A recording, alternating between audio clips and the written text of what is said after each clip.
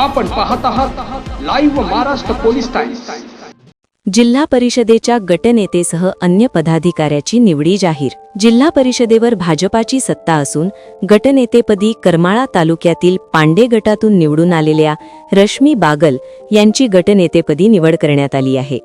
तसेच आता लवकरच जिल्हा परिषदेच्या अध्यक्षपदाची निवड होणार असून त्याकडे जिल्ह्याचे लक्ष लागले आहे।